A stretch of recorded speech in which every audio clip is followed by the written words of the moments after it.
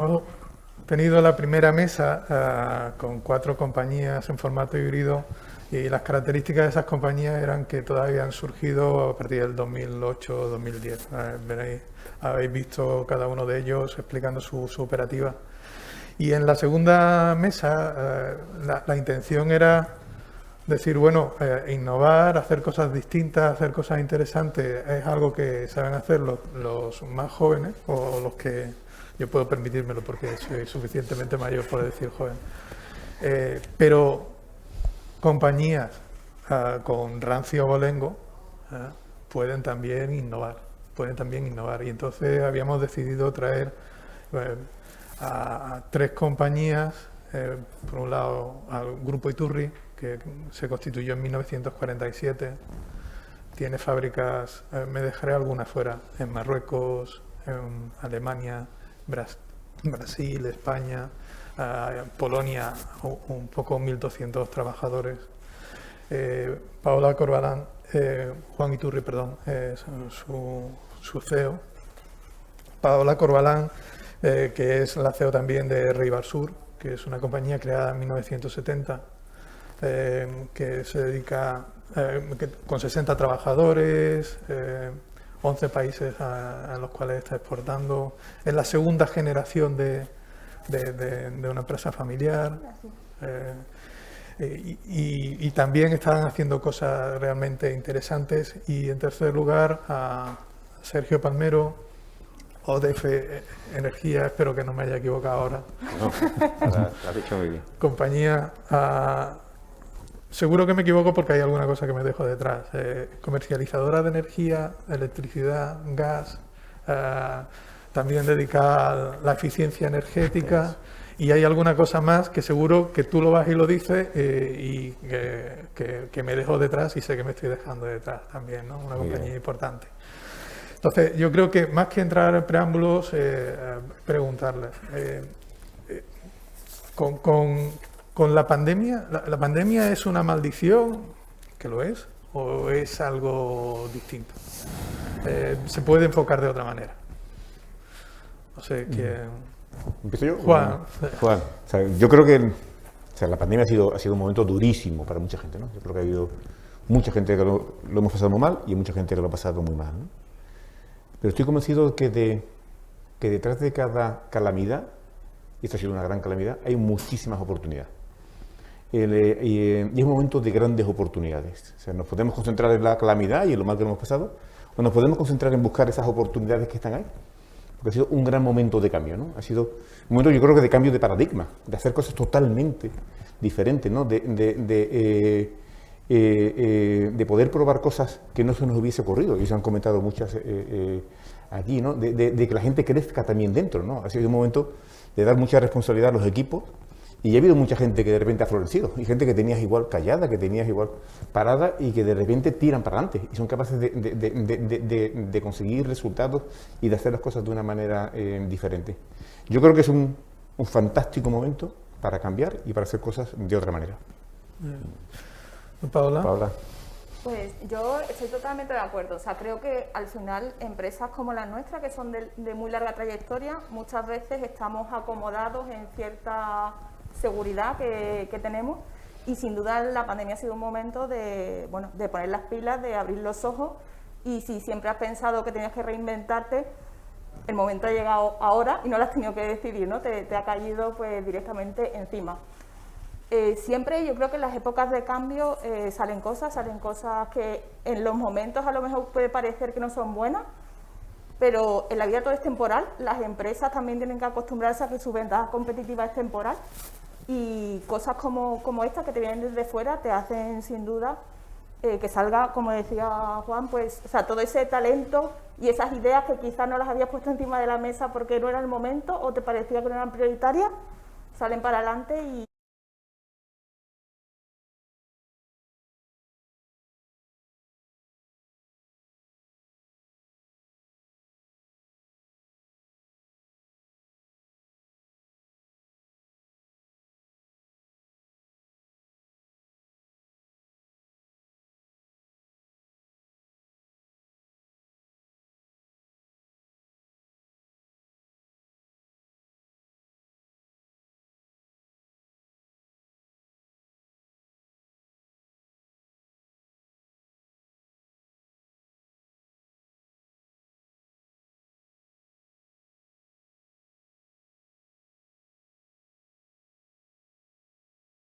calamidad, calamidad que ha sido, por supuesto, pero representa oportunidades. Representa oportunidades para todo tipo, incluso para crecer, no solo para mantenerte en un negocio, sino para crecer, para abordar nuevos negocios. Antonio José lo vivió antes, o Francisco lo ha contado también. O sea, hay oportunidades, claro que sí, en cualquiera de estos elementos como decimos, de calamidad, hay... Sin revelar ventajas competitivas.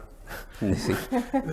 ¿Algún ejemplo de decir, lo he hecho bien, he conseguido materializar alguna cosa como oportunidad? ¿Hay algo...?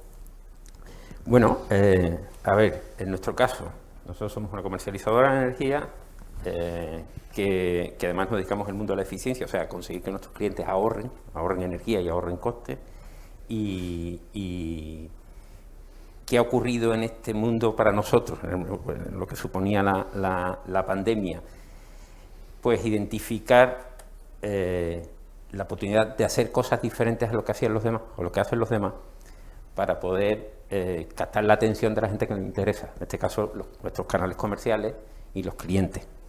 Entonces, ahí ha habido además estoy en un sector muy convulso, todos sabéis que estamos ahora mismo en el mundo de la energía, es un sector absolutamente convulso, con lo cual ahí identificar qué cosas se había quedado atrás el resto de nuestras competencias que nosotros hemos podido hacer rápidamente ha sido una clave importante. Sobre todo, cómo llegar al cliente final con una propuesta diferente, ayudarle en el proceso de la pandemia, probablemente eso haya tenido cierto éxito, y captar su atención de tal manera que otros estaban preocupados en, uy, ¿qué nos va a pasar? ¿Cómo hacemos para que esto no nos impacte? Y nosotros lo que hemos hecho es, ¿cómo hacemos para que no le impacte a nuestros clientes? ¿Cómo hacemos para ayudarles? Yo creo que ahí esos clientes han recibido la información de estoy preocupado por ti, no tanto por cómo te va a pasar a ti, y eso ha resuelto el que hemos crecido y que hemos mantenido nuestra base de clientes, en mi caso. Bueno, no sé. Muchas, José María. O sea, yo creo que hay tal cantidad de cambios y tal cantidad de cosas diferentes en este periodo. Pero igual por mencionar algún detalle, ¿no? Antes lo comentaba, uno de las áreas que más nos preocupa de cambio, comentábamos en el preámbulo, esto son los comerciales. O sea, los comerciales acostumbrados a una venta directa, cuando de repente le dicen, no hay venta directa, tienes que vender de otra manera, eso es muy difícil y muchos de ellos están como pensando, a ver cuándo volvemos a la normalidad, cuándo volvemos a poder visitar, ¿no? Y esa normalidad no va a volver, ¿no? Y se pueden hacer negocios sin visitar. Lo que hemos aprendido, lo que antes no nos podíamos creer, o sea, nosotros ahora tenemos un contrato con Egipto, en el que además lo vamos a fabricar en Brasil, o sea, lo vamos a fabricar en Brasil, lo vamos a acabar en España y lo vamos a administrar en Egipto, y donde no hemos visitado al cliente. O sea, no ha habido un contacto físico con el cliente en ningún momento. Y eso se puede hacer, ¿no? O la innovación, ¿no? O sea, cómo innovamos de manera diferente. Tenemos ahora mismo un challenge de innovación que acaba este viernes, donde participa toda la empresa. Hemos abierto a toda la empresa cómo resolvemos un problema con la Deutsche Post, con los correos en Alemania. Un problema en el vestuario de la Deutsche Post. Y donde toda la empresa, más empresas exteriores, de centros de innovación como ITEX o proveedores de tejidos, nos ponemos de acuerdo en buscar la mejor idea para resolver el problema de correos en Alemania. Eso antes hubiera sido totalmente impensable. O sea, cosas que no se nos hubiesen ocurrido el poder hacer, ¿no? Y el tener que estar durante la pandemia, en el sector de la seguridad, que era el sector de las mascarillas, cómo resolvíamos problemas en ese momento, nos hizo ser mucho más imaginativo de lo que habíamos sido nunca, ¿no? O sea, teníamos que resolver un problema que había en la sociedad y había que hacerlo de como fuese, de alguna manera. Entonces, nos acostumbramos a generar muchísimas más ideas de las que hubiéramos generado antes. Yo creo que esto está para quedarse, ojalá eso esté para quedarse. Paula, no sé, seguro que tú has lidiado con alguna cosa. Nosotros que nuestra actividad principal es fabricar productos para la industria cervecera, para la dispensación de cerveza de barril, pues imagínate que con los bares cerrados pues el negocio prácticamente se nos paralizó. Entonces pensamos, pues un poco como decía Juan, dentro de lo que está pasando, qué podemos hacer con los recursos que tenemos desde Reybar Sur. Y a raíz de ahí pues empezamos a fabricar dispensadores de gel, pero de alta capacidad, para fábricas, aeropuertos, sitios de muchísima rotación. Que evidentemente es algo que no nos habíamos planteado nunca, salir del sector cervecero en el que llevamos 47 años, ¿no? Y eso por la parte de producto, pero también a la parte de gestión, yo creo que ha sido un momento para los que queríamos impulsar el intraemprendimiento, o sea, ha sido fantástico, porque era como, se ha parado, estamos aquí, entre todos, o sea, innovar no es solo parte de la dirección o del equipo de I+D, sino todos tenemos que aportar porque esto se nos ha ido de las manos y la gente pues ha subido a ese carro y es un cambio de mindset súper bueno, que yo creo que está para quedarse. Muy bien.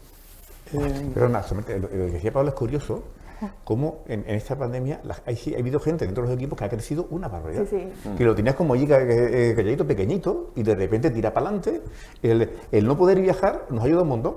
Pero teníamos centros y fábricas que íbamos, cada 3x4 íbamos allí, iban los españolitos allí a controlarlo. De repente, o sea, Marruecos, por ejemplo, no se ha podido visitar en un año. El mejor año que nunca han tenido. Y están ellos solos.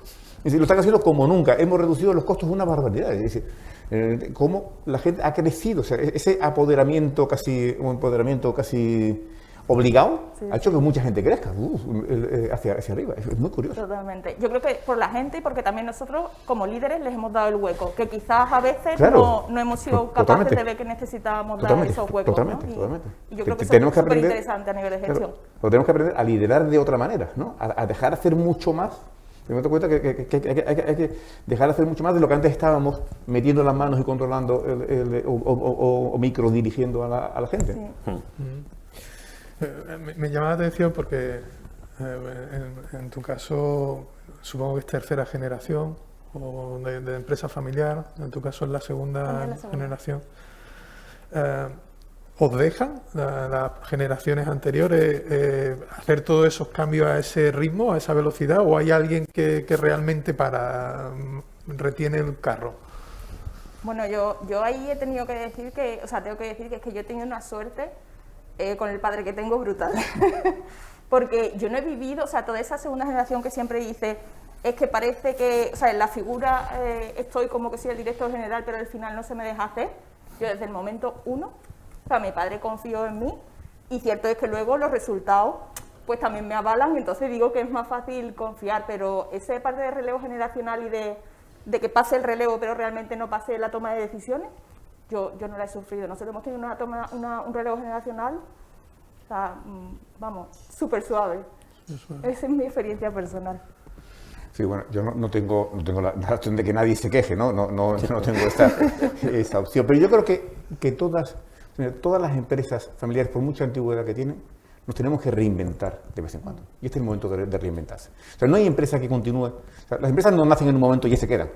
Entonces, no, las empresas nacen y se tienen que renacer, se tienen que rehacer. ¿Entiendes? Yo creo que este es un momento de rehacerlo, ¿no? También es un momento de preguntarse qué tenemos que mantener. O sea, ¿vamos a cambiar todo? ¿O hay cosas que mantenemos? ¿No? Y en nuestro caso en particular, lo que mantenemos fundamentalmente son los valores. Entonces yo ahora, a esos chavales jóvenes que toman decisiones y que les dejan mucho más campo, el marco de actuación son los valores. O sea, los valores de las personas primero. O sea, para nosotros lo fundamental son las personas. Entonces, somos una empresa de personas y somos una empresa que trabajamos para la seguridad de las personas. La visión a largo plazo. O sea, que esto no es un negocio para hoy o para mañana o para vender, no es un negocio que quiere estar mucho tiempo. ¿Bien? En esa visión a largo plazo está muy unida a la austeridad.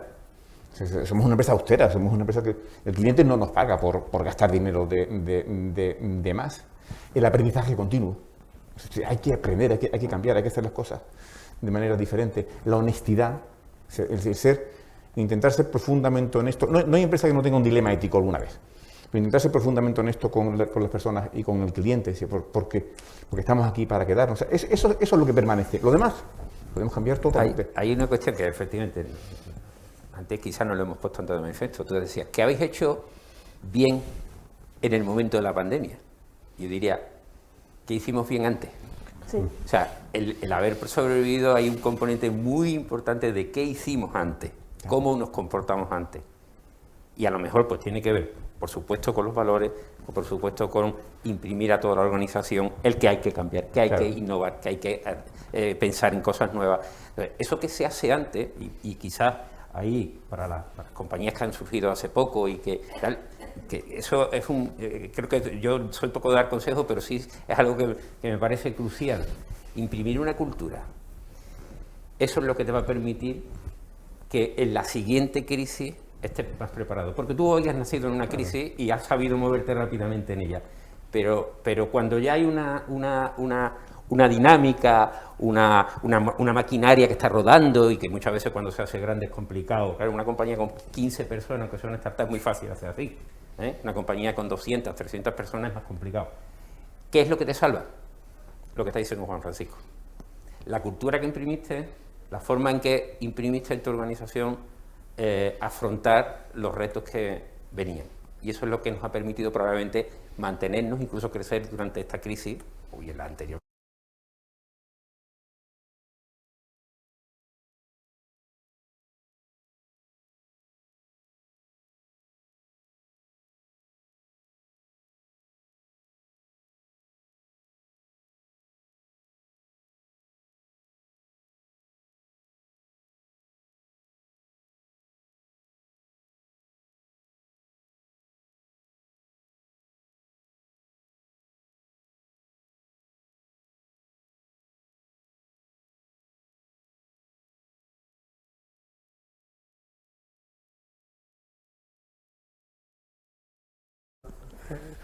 Que venga otra, esperemos que por lo menos esta que la conocemos, que nos dure un poquito atenuada.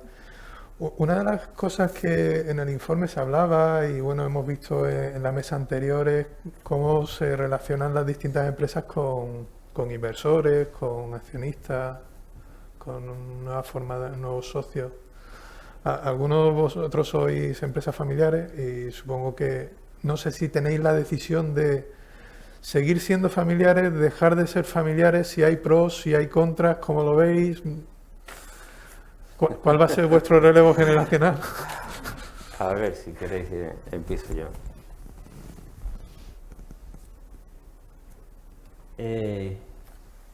Uno, ante todo, debe ser gestor. Y eso significa tomar las decisiones sin probablemente condicionarte eso, tu historia, tu relación con la familia, en el caso de que seas una empresa familiar. Y cuando estratégicamente ves que tienes que dar un salto evolutivo, y para ese salto necesitas apoyo externo o un compañero, ya sea industrial, financiero, de cualquier tipo, hay que tomarla. Eso es una decisión que hay que tomar. Por eso digo que primero, independientemente de que tengamos una familia, un soporte y tal y cual, pues nos han encomendado una gestión y hay que ser gestores. Y entonces nunca hay que estar cerrado a que en ese cambio evolutivo necesites ese soporte. Eso es absolutamente clave y necesario, porque si no estamos condicionando el desarrollo de nuestras compañías. Entonces, para eso siempre hay que estar preparado y tomar la decisión y ser firme y abordarla. Otra cuestión es cómo lo haces. Efectivamente, tienes que tener cuidado y identificar qué apoyo necesitas en cada momento. Y seleccionar a ese compañero. Puede ser industrial, o puede ser financiero, o puede ser un financiero que te aporte, como han comentado aquí, cuestiones adicionales, pero no tomar la decisión simplemente porque el primero que llega con un montón de millones de euros que te va a dar, quizás es así, ¿no? Pero hacerlo, por supuesto, el primero que es el gestor. Yo estoy muy de acuerdo. Muy de acuerdo. O sea, una empresa familiar, antes de nada, es empresa. Exacto. O sea, y antes de nada hay que pensar como empresa. O sea, ¿qué es lo mejor para la empresa? Desde mi punto de vista, como empresa con legado, como empresa con futuro. O sea, no me atrae nada que tenga un corto plazo, ¿no? Me atrae que esa empresa continúe. Dentro de una estructura familiar o dentro de otro tipo de estructura. Yo creo que eso es ya accesorio, dependiendo de la familia, dependiendo de las circunstancias, dependiendo de cómo uno esté, ¿no? Nosotros, en nuestro caso, por lo pronto, hasta donde yo llego, sí mantendremos una estructura familiar, pero muchas cosas están cambiando. O sea, nosotros vamos estamos en un proceso de reorganización importante porque en algunas de las unidades de negocio sí vamos a dar cabida a otras participaciones. Una de las cosas que hemos aprendido en esta pandemia, y a mí me ha sorprendido un montón, es encontrar gente muy cerca que hacía cosas similares a nosotros o cosas que tenían que ver con nosotros y donde nos podíamos plantear una colaboración y una colaboración en términos de participación mucho más cercana. Y nos ha cambiado totalmente.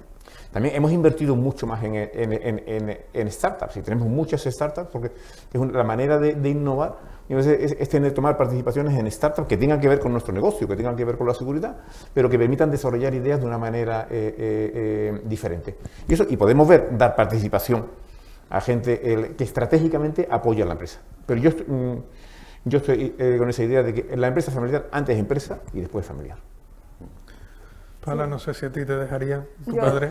Yo estoy totalmente de acuerdo, y yo creo que hay dos ideas claves. Una, que hay que ver cómo está el mercado en torno a ti. En nuestro caso, por ejemplo, la industria cervecera ha cambiado muchísimo, los grupos cerveceros a nivel mundial se han fusionado y eso tarde o temprano terminará afectando a los proveedores, eso es un hecho y está ahí. No sabemos si 2 años o 5 años, y probablemente te obligará a tomar decisiones en ese sentido.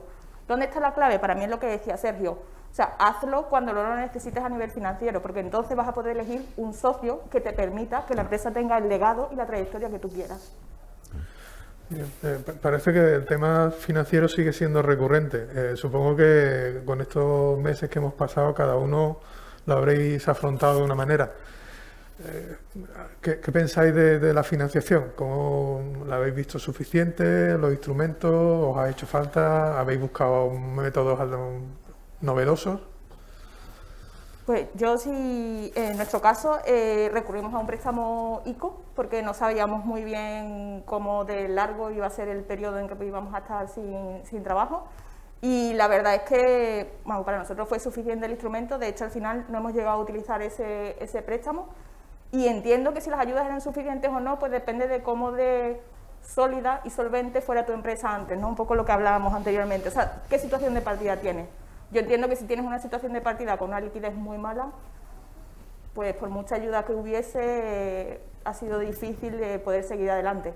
Pero al final las empresas, como empresarios y gestores que somos, es que esa es una de las partes que tenemos que tener súper claras, cuál es la liquidez y la solvencia de nuestra empresa. Porque cosas como esta pues pueden pasar, igual no a nivel mundial, pero a nivel sectorial o local. Entonces, pues es nuestra responsabilidad la parte financiera de nuestras empresas. Sí, yo que he sido siempre muy conservador financieramente, y que siempre he dicho que cuando explicaban el apalancamiento financiero no fui ese día a clase, no me enteré, pues con esta pandemia pues también tuve que cambiar. Y yo no había solicitado a nivel empresa nunca un préstamo, no teníamos prácticamente financiación ajena en ninguna, y con la necesidad que teníamos, con la necesidad de aportar productos, pues nos metimos en solicitar préstamos, y nos metimos en una cantidad importante de financiación externa, que al final salió muy bien, pero fue un momento de asumir muchos riesgos, y porque era lo que pedía el mercado, lo que pedía la sociedad, ¿no? Y gracias a Dios eso se ha ido devolviendo, y volvemos a una situación de normalidad, donde yo creo, como decían antes, que hay que tener ser conservador financieramente para que cuando las cosas hagan falta, pues no estar preparados y no tener que pedirlo en ese momento. Sí. Yo te agradezco que hayas sacado este tema. Si tengo la oportunidad de contar una experiencia personal de la que me gustaría que la gente que esté en la misma situación sacara. Por supuesto, hay una cuestión que comenta Juan Francisco, y esa prudencia financiera es necesaria. Cualquier startup, cualquier desarrollo de compañía, por favor, gestionar el riesgo, porque la gestión del riesgo es clave y hay que tener una prudencia financiera. Eso por un lado.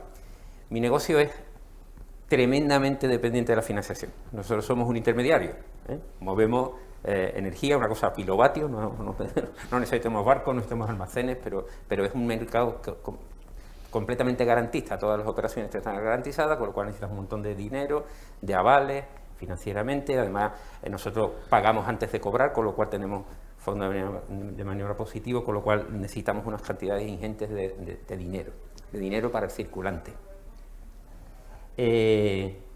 Nosotros tuvimos un problema, empresa pequeña, de un fundador, un señor de Sevilla, de ahí de la Macarena, que de pronto empieza a crecer y a pedir millones y millones de euros con fondos propios de 500, 600.000 euros y tal, ¿no?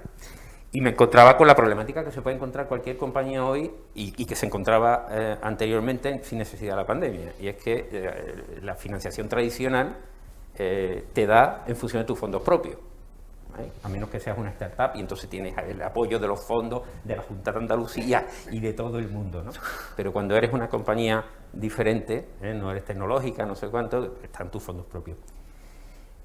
Ahí tuvimos un problema, estábamos limitados completamente. O sea, yo tenía una frase en su día que decía, somos almas grandes en cuerpos pequeños. Y eso es brutal, macho, eso es una impotencia tremenda, ¿no? Bueno, pues bueno, al fin y al cabo, ese carácter, esa cultura de no conformarte, de intentar buscar cualquier mecanismo, cualquier cosa, me llevó a recorrer el mundo del capital riesgo español, a toda la banca española, por supuesto, a apuntarme a cualquier... Yo soy informático de carrera, o sea, yo no, a cualquier cosa que sonara a financiación de empresas. Y un día pues escuché hablar de una cosa que se llama fondo de titulización. Yo ya digo, soy informático, yo no sabía ni lo que era fondo, ni lo que era titulización. Fondo de lo de la piscina, nada más. Pero dije, oye, y empiezo a escuchar y tal, y oye, he hecho un instrumento financiero que usan los bancos para titulizar las hipotecas, no sé cuánto. Y preguntando a uno, a otro, hostia, yo tengo un negocio que puedo titulizar, porque yo presto un servicio que es efectivo en el mismo día que lo presto, suministro una energía, eso me ha generado ya un crédito, no está formalizado, pero es un crédito tal, entonces yo puedo coger ese crédito, hacerle un paquetito, vendérselo a alguien que me lo adelante el dinero y yo con eso me financio. Y ahora pues eso, otra vez puerta por puerta, todo el mundo, oye, ¿tú me abrías un fondo de titulización? En España, pues, ¿eso qué es? Importante, ¿eh? Y el que te decía, sí, hombre, yo sé lo que es, pero tú eres muy pequeñito para todas estas cosas, ¿no? Bueno, volvemos a lo del carácter. Esto no te conformas, sigues trabajando, y hace, pues aproximadamente 5 o 6 meses, justo en medio de la pandemia, nos hemos estructurado un fondo de titulización de derechos de crédito de 200 millones de euros. De 200 millones de euros, eso me permite facturar con lo que está facturando Endesa hoy, pues yo ya puedo facturarlo. Eso me da crecimiento ilimitado, no depende de mi balance, sino que depende de mi capacidad de vender, de mi cartera, y es el instrumento, bueno, perfecto para mi tipo de negocio. Lo que quiero decir es que la financiación es el gran problema de cualquier compañía. El gran problema. Porque para todo, para crecer, para hacer cosas nuevas, para comprar nuevas compañías, para invertir en startups, tú puedes usar tus fondos propios, pero cuando estás en una dinámica en la que tienes que hacer cosas más rápidas y de forma más contundente, necesitas el dinero. De parbulito de financiero, ¿no? Yo lo aprendí en un sitio, el crecimiento hay que financiarlo. Entonces, necesitas el dinero. A lo que voy es, hay que no conformarse, hay que buscar alternativas, hay que no rendirse, porque en el sitio menos insospechado encuentras una posibilidad, ya sea un fondo de inversión, ya sea un capital riesgo, un business angel, o ya sea esto que se llama fondo de titulización de derechos de crédito, y que todavía yo lo cuento a muchos de mis amigos y me dicen, ¿tú te has fumado un pitillo? Yo no fumo, gracias a Dios, ni pitillo ni otras cosas, pero es así. Entonces, sí, hay capacidad de innovación más allá de la tecnología, Hay capacidad de innovación más allá de la tecnología, y eso está al alcance de la mano. Y termino solamente en una reflexión. Hay también otro elemento que ocurre muchas veces en las empresas que necesitamos esas proyecciones y tal cual, que es acudir a la administración o acudir a cualquier otro mecanismo. Antes hemos escuchado al consejero, hay muchísimas ayudas para las empresas nuevas, para la tecnología, para la digitalización, pero también hay recursos para compañías como las nuestras, que no somos digitales o no somos tecnológicas, ¿no? Lo que hay que hacer es buscarlo. Al fin y al cabo, el corolario un poco de todo esto es no te conformes, busca siempre, escarba, busca las alternativas, porque siempre hay un sitio donde puedes acudir. Muy bien, nos vamos acercando al final. Ya no nos vamos acercando, estamos en el final. Quería agradeceros vuestra participación, Para mí ha sido realmente interesante, espero que para los que estén en la sala y los que estén en su casa también lo haya sido. Y si tenemos un buen motivo, haremos un tercer informe e intentaremos que compartan con nosotros también mesa y hablar con ustedes. Muchísimas gracias. Gracias. Muchas gracias. Nos quedamos sentados.